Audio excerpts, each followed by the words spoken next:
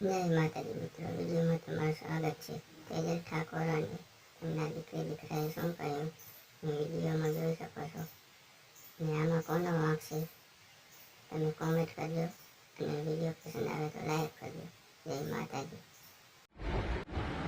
એ હેરાન કેમ થો તમે કહો છો? બે જણા બોલો, તમે કેમ હેરાન થો? આજ એક બે દાડા હોય ને બે દાડા તો ભાસરીએ આજે હેરાન થવું બોલો.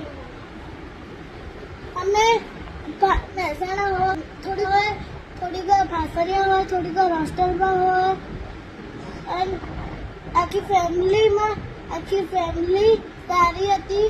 પણ આ પોપટ ભૂવો કંઈક કરીને મમ્મીને પાણી બોલો. જાતે તો તારી યાર બોલો, એમ જાતે બોલો તો યુટ્યુબ પર નાખશે આવી રીતે બોલતો કોઈ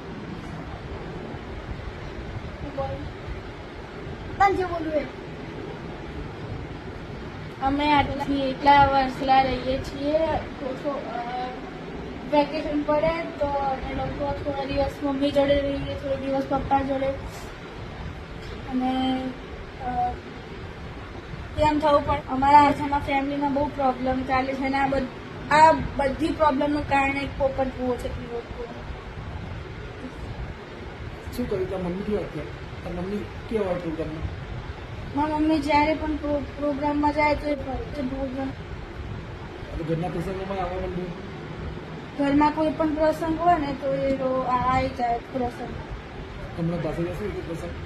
મારું લગ્ન હતા તો લગ્નમાં રાત્રે ગરબા હોય હતા ને તો ત્યાં આવ્યો હતો. અને આ બધું કરાવનાર કોણ? આ બધું આપણું ફેમિલી બધું ડિસ્ટર્બ કરાવવાનું કોણ? અને આપણા ઘેર કે આવી પહેલાં બેસતો ને, પહેલાં આપણા ઘેર આવી બેસતો, પછી એને આ ધંધો કર્યો ને. અમારા છોકરો કે વપડો,